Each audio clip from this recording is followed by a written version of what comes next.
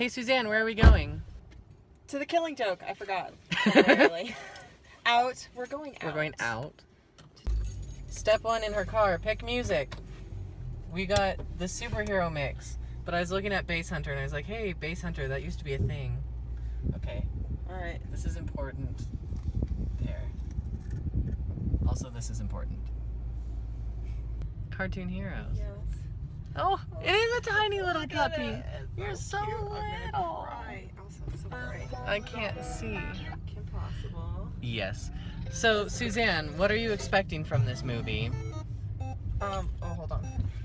Oh, it's the 8-bit Oh, it's 8-bit version. one, Oh, yes. I was listening to this the other day because I was trying to make an 8-bit playlist and... Oh, it's a good one. Okay, but all of these are on it. I'm expecting it to be terrible. As in, like, it's a terrible story, but it's good. The animation to me looks a little... I'm a little concerned about the animation. It looks a little jumpy. Like, I don't think they used enough frame rates or whatever. So, yeah. So we're gonna see how it goes. And Okay, all these cars are coming at me. Oh my gosh. We're fine. this is the best vlog ever. I know. It's got all these random musics in the background too. So yeah, we're gonna go see Batman the Killing Joke, and we're going to give you a quick review afterwards. I'm excited for Mark Hamill though, because he's my favorite Joker. And yeah. He's the jokeriest Joker. This He sun is. is like killing me. Right? It's a killing That's joke. the killing joke. The killing sun. Oh my gosh. How many songs was it? Powerpuff Girls. Did we pass it? We couldn't have passed it. Wait, I know that song. Yeah, it's Powerpuff Girls. See you there, under things, tumbling. Wanna say, love your hair. Here I go, mumbling. The plague that devoured humanity is true. I was vague on the how, so how can it be that you have shown me the light?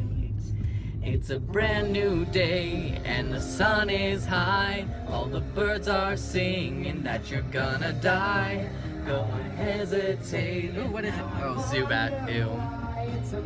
Wow, it's not worth breaking the song. I know. I have Suzanne's phone and I'm doing Pokemon Go on here because that's how you safely drive in Pokemon Go. The passenger does it. Yeah. Take note. Show me the light. Jacket. Suzanne, it's golden hour. You have to look beautiful. Always. I think I just cut you off, so that was a very beautiful shot of not Suzanne. We're in the theater and we're like in the 4th row from the screen. I like how you like gestured. Well, I was counting. Oh, I see. So yeah, it's really crowded in here. It is. And the lights came on just so you can see me. The labyrinth. We're so close. I can't see. We have a nice little interview seat because look, we're fancy. We are. So Suzanne, what did you think about the movie? I actually enjoyed it. There were parts that I thought were a little silly, but for the most part, it was much better than I was expecting, so that's good. We were sitting up really, really close. So every now and then when they'd like do a big pan of the city, everything would get kind of skewed and I'd be like, ugh. But for the most part, even being that close, it wasn't very nauseating. The art was better than I expected, Yeah. too. The frame rate was still a little weird, but just the art itself was really nice, actually. I liked it. I did notice though in the carousel scene, the carousel horses looked like they were 3D animated and everything else was 2D. Yeah, and then the cars were CG. So they did mix a little bit of CG and 2D, so that was kind of obvious when they did those parts, but when it was just the animation, I thought it was pretty good. Now for the story, should we move on to the story? Yeah, let's move on to the story, okay. Let's move on to the story.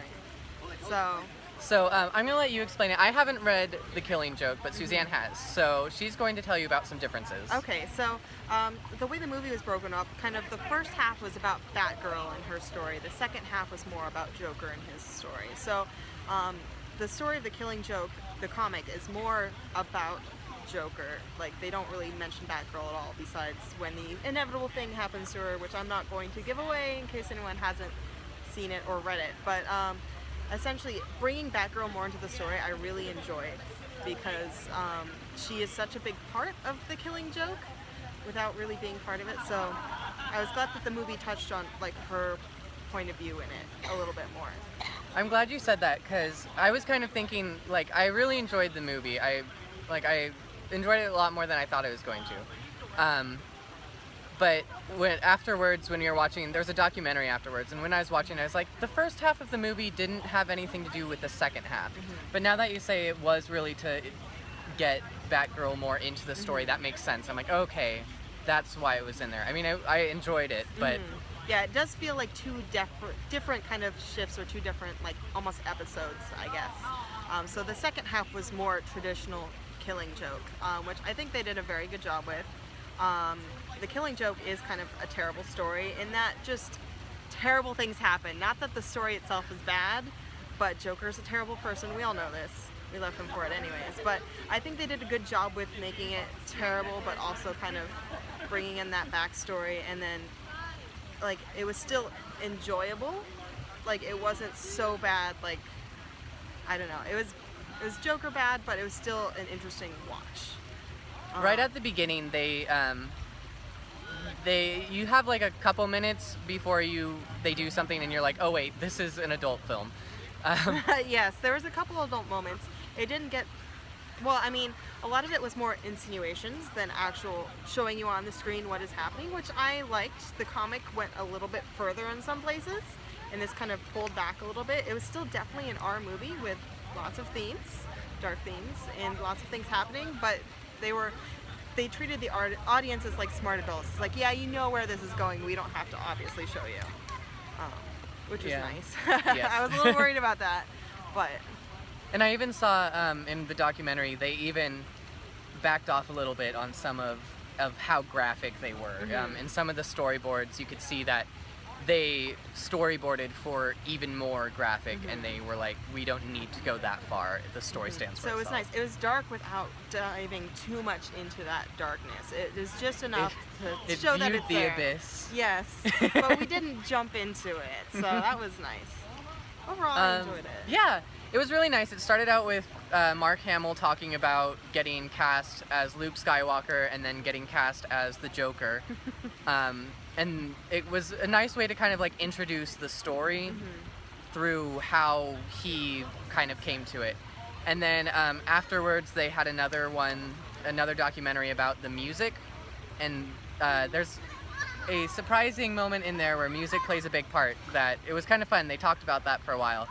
But it was a fun, nice little documentary to see how they record music for movies and TV shows. Yeah, it was pretty cool. It went behind the scenes a little bit, and then it talked again with like Mark Hamill, because he had a song in it, spoiler alert, which it was really fun. I wasn't gonna tell them. Joker, sorry, you can edit this out. Just put a big blur around my mouth and like fast forward it. But in Joker fashion, there was a song, and it was pretty great, and it showed some scenes of him singing it, which is always a treat, I think. It was really exciting.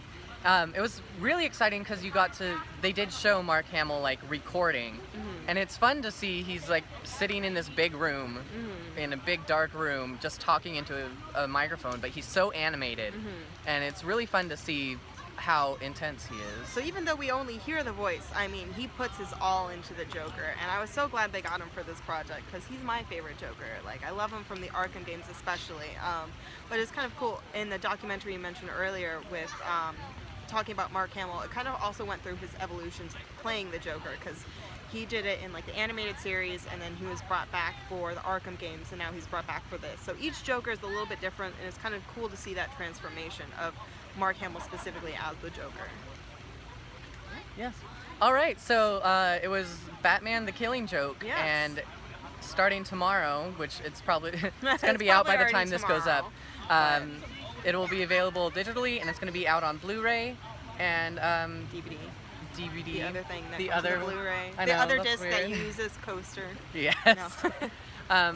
But if you are a fan of Batman, even remotely, I'd say, and you don't mind more adultish cartoons, definitely check it out. Definitely worth your time. It was worth it. Yeah, I think it was right on par with like Red Hood, which is another really good Batman movie. I did really enjoy that one. Okay, yeah. So I think it was up there with like some of the really great Batman movies. So All I right. only named one, but that's okay. That's all you need. We're gonna have to go because my arm's really tired and I'm tired of holding my camera. Let's go. All right, so it was great. Bye. Bye. Okay, we forgot one thing though. Yes. So the end of the movie felt like it came a little abruptly. Like it ended on a nice kind of not so Yeah. negative note, but it